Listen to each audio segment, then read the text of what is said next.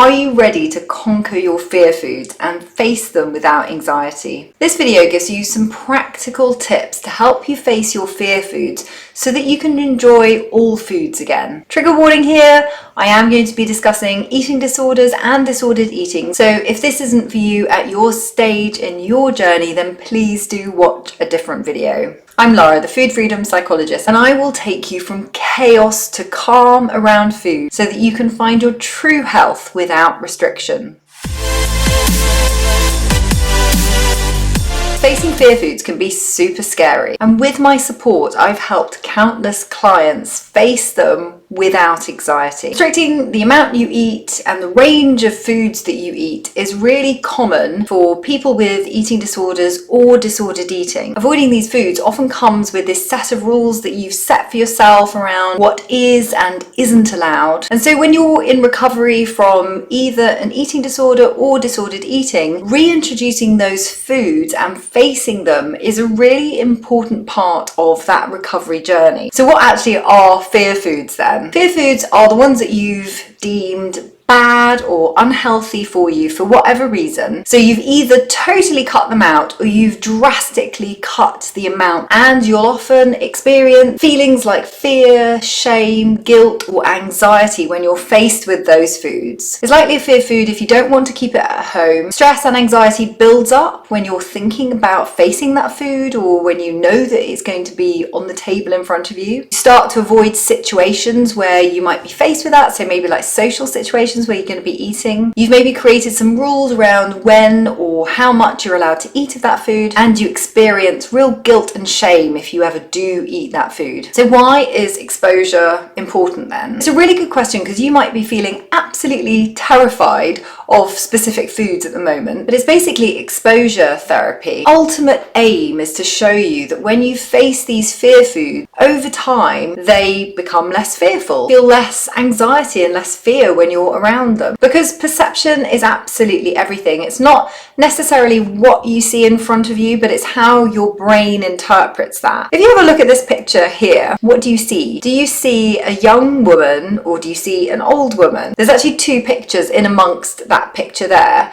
And some people see one or the other, and sometimes you can see both. But the point of this is that you can look at the same picture and two people can see two completely different things. And it's the same with fear foods. It's not so much about the food itself, but about our perception. So by exposing yourself slowly over time in a caring, supportive and nurturing way, you can show yourself that actually that food isn't as fearful as you thought it was. And yes, it probably will take time. I have been through the process myself, so I know exactly what it's like to go through this, and it might be a slow adjustment. Now, before I give you my 5-step process, I actually want to say a couple of things I think are really important to know before you start this process. First, facing fear foods is likely to be quite distressing. It's likely to bring up some negative emotions for you. However, with practice, it does become easier. So I want you to thank yourself for taking this brave step to begin with. Second, I want you to know that the process isn't linear. You might find yourself going forward a step and then you go back a step, forward 2 steps, back a step. That is a really normal part of this process. Third, this is about progress and not perfection. We're not looking for you to be perfect in this. We're looking for you to make a little bit of progress each time you eat a fear food. Fourth, the other thing to be aware of is that the more you do this, the louder your eating disorder or your disordered eating voice will become, trying to encourage you to go back to where you were. Again, just to know that this is a really normal part of the process. And the more you do it, the more consistent you are, and for a longer period of time, slowly, that voice will become quieter. So now that we've got through that, let me share with you my 5-step process for facing fear foods without anxiety. Step number 1 is to make a list. Make a list of all the fear foods that you have, and I encourage you to put it into 3 separate categories. So one category is like extremely scary, the second category is scary, and the third category is like a little bit scary. I want you to be as honest and open as possible. List everything, even things that you may think that you have a good reason to not eat. Maybe you think you don't like it, but I encourage you to put it on the list anyway. Also include types of foods that you would only eat very occasionally anyway, like a birthday cake. And ranking is really important because it can help you, especially if you're feeling nervous about this. You can start off with the foods that you only feel a little bit scared of. Step number 2 is to put down a why and then challenge. Each of the foods that you've got listed, I want you to say why it's a fear food. You may have a food that is a fear food because it's very high in calories, so you would put underneath high in calories. Now the challenge bit is really important because this is where you challenge a belief that you have, because you might say, well, it's got great nutrients, it gives me energy, or it's a fun food and it's something that I can have at a party. Step number 3 is to plan the exposures. You want to have a plan in place as to when you're going to face these fear foods. You might want to start with the least scary ones first and then build up. Other people like to do the complete opposite and start with the really scary ones first because they feel that if they can conquer those, then the other ones will be easier. And I'll let you decide which way you want to do it. And one thing it can be very helpful to do is to pair your fear food with something that is a safe food for you, because it makes the exposure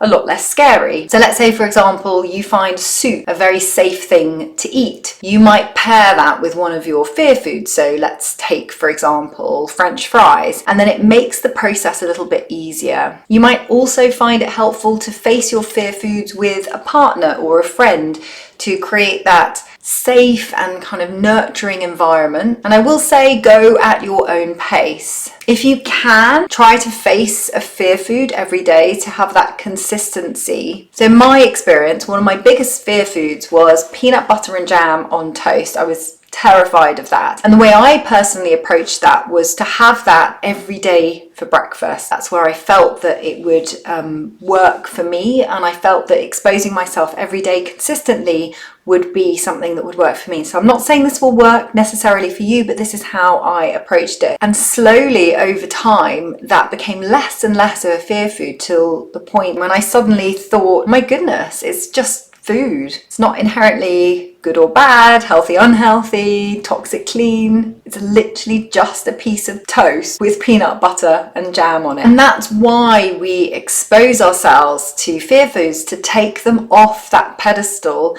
and show us that really it is just food. Now, like I say, for some people, doing it daily or doing it in the way that I did is not the right approach for you to take, and that's totally fine. If you find it easier, you can maybe just start by exposing yourself to a fear food just twice a week. Step 4 is to use positive affirmations. Choose affirmations that are going to help you when you are facing your fear food. They might be ones that you have written on notes or printed out and you have them with you whilst you're facing your fear foods, or somewhere in your house where you see them regularly. I've actually put a link in the details below to 2 sets of affirmations that you might find helpful.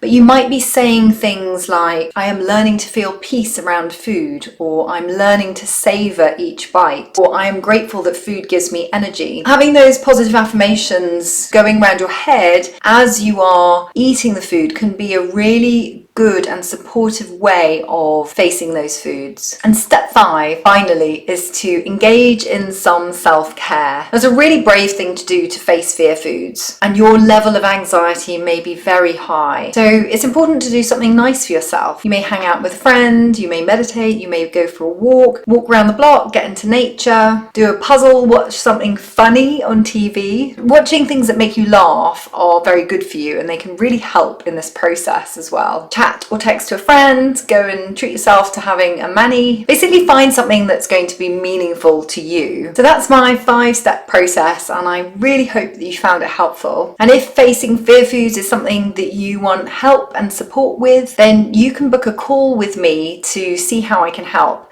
I've got details in the links below. And as always, I've added some resources and some links for you to explore below. Check out these videos next for more health, food freedom and mindset tips. And if you like this video, give it a thumbs up, subscribe to my channel, and if you know anyone who would benefit from watching this video, please do share it with your friends. Bye for now.